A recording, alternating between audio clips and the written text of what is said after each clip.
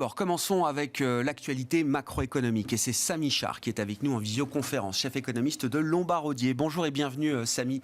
Merci beaucoup d'être avec nous. On va revenir sur la séquence américaine, évidemment, Samy, mais je voulais qu'on profite quand même de cette journée de record sur les indices actions en Europe, notamment pour le CAC 40, qui atteint donc de nouveaux records après ceux qui ont été battus il y a un peu plus d'un an, le 5 janvier 2022.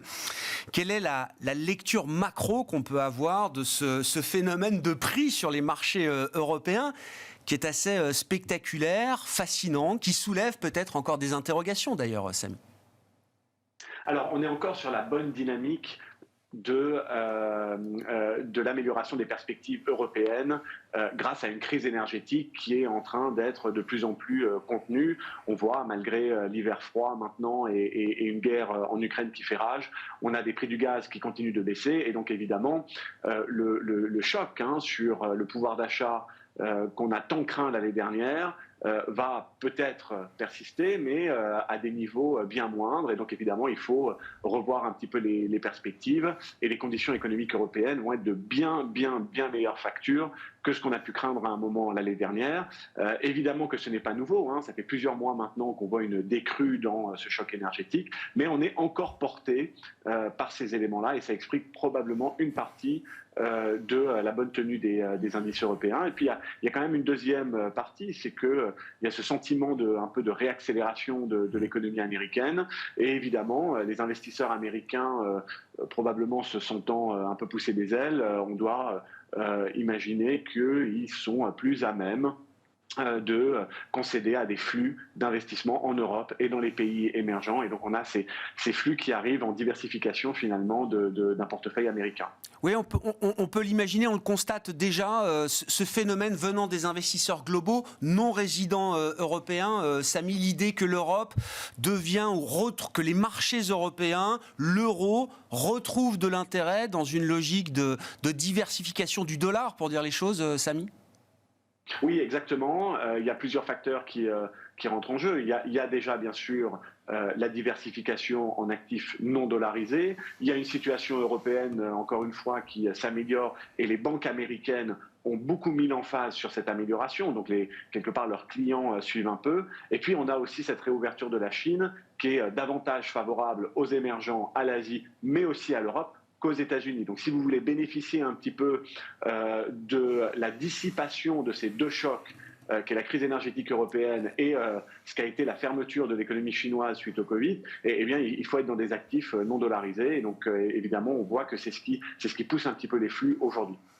Côté américain, Samy, alors la question peut paraître incongrue, mais quand je vois les créations d'emplois, plus de 500 000 au mois de janvier, taux de chômage historiquement bas, en tout cas depuis 1969 à 3,4%, quand je vois le rebond des ventes au détail, plus 3% sur un mois en janvier après 2 mois de modération de la consommation aux États-Unis, on a un sentiment peut-être encore d'une forme de revanche du consommateur américain. Quand je vois les enquêtes également dans les services et même dans l'immobilier qui semblent se stabiliser, voire rebondir, je me demande, est-ce que l'économie américaine n'est pas en train de réaccélérer, Samy?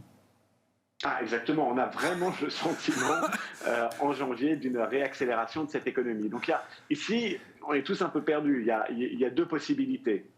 Soit c'est un leurre, et les données de janvier sont altérées par les révisions, les effets saisonniers qui sont toujours extrêmement présents en janvier, et donc les données de février vont nous permettre de revenir à ce qu'était le scénario d'avant janvier, c'est-à-dire une économie certes qui ne s'effondre pas, mais enfin qui croît sous le potentiel, donc un marché de l'emploi qui va se détendre, une croissance salariale qui continue de baisser, et on reste dans ce narratif de désinflation progressive. Ça, c'est un peu le scénario confortable de se dire que c'est juste finalement des disruptions liées au mois de janvier. Mais vous avez raison, il faut prendre le scénario d'une réaccélération au sérieux. Qu'est-ce que ça voudrait dire? Ça voudrait dire que l'économie américaine est capable d'encaisser beaucoup plus que ce qu'on pensait les hausses de taux. Et quelque part, Olivier Blanchard, Larry Summers et d'autres ont fait ce point que peut-être que le taux réel d'équilibre serait plus élevé aux États-Unis, donc l'économie américaine serait moins sensible aux hausses de taux. Et finalement, ça voudrait dire que c'est une économie américaine qui peut s'épanouir, qui peut croître à potentiel,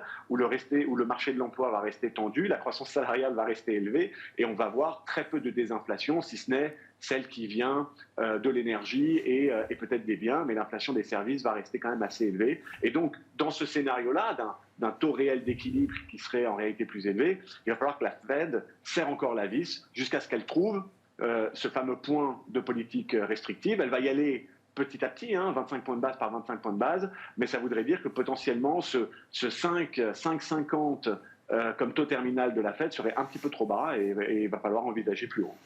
On rentre dans une nouvelle séquence ou un moment de vérité, je ne veux pas mettre trop d'emphase là-dessus, concernant le processus de désinflation aux États-Unis. Samy, les prochains mois vont être riches de nouveaux enseignements peut-être. Il y a un an de ça, en juin 2022, Jérôme Powell avait mis les yeux des investisseurs sur l'inflation globale. Il avait dit, c'est plus la peine de faire dans le détail, regardez le headline CPI, c'est ça qu'on veut voir baisser. Le headline CPI baisse depuis le mois de juin 2022, il est tombé à 6,4% sur un an au mois de janvier. Depuis quelques mois, Jérôme Powell a changé le projecteur en mettant le focus sur l'inflation cœur des services ex-housing, en dehors de toutes les composantes qui sont liées au logement, au loyer imputé, etc. Qu'est-ce qu'on voit dans cette partie-là, justement, que regarde très précisément la Fed aujourd'hui? Et est-ce qu'on a un peu de visibilité pour essayer d'anticiper comment cette partie-là de l'inflation américaine va pouvoir évoluer dans les prochains mois? Oui, on va avoir une désinflation sur cette partie-là. Déjà sur la partie immobilière, la partie shelter, donc on a de bonnes indications qu'effectivement on va atteindre un apogée et retomber. L'indicateur que vous mentionnez, Grégoire, qui est effectivement ce core service ex-shelter, il est en baisse, donc il est à 6,2 aujourd'hui. En baisse, il a atteint son pic au-dessus de 7. Donc plutôt des bonnes nouvelles. Mais la grande question par rapport au débat qu'on vient d'avoir sur la capacité de l'économie américaine à encaisser les hausses de taux, c'est où est-ce que ça s'arrête, cette désinflation des services? Est-ce qu'il y a suffisamment de ralentissement dans l'économie, dans l'emploi, dans les salaires pour imaginer les services cœur retomber entre 2 et 3%, ou est-ce que ça va végéter entre 4, 5, voire 5,5? Et là, ça voudrait dire qu'il va falloir mettre un autre coup de frein à l'économie américaine. C'est clair qu'on ne va pas rester à ces niveaux-là au niveau des services, mais c'est possible qu'on n'aille pas aussi bas qu'on l'escomptait à un moment. Donc les mois qui viennent vont effectivement être très importants pour comprendre si cette économie américaine continue de bien performer ou si au contraire, elle continue de croître sous le potentiel, ce qui serait rassurant du point de vue de l'inflation. Est-ce que les marchés se sont un peu recalés sur le scénario de base de la Réserve fédérale américaine en ce sens, Samy, ou est-ce que c'est toujours le grand divorce entre les marchés et Jérôme Powell?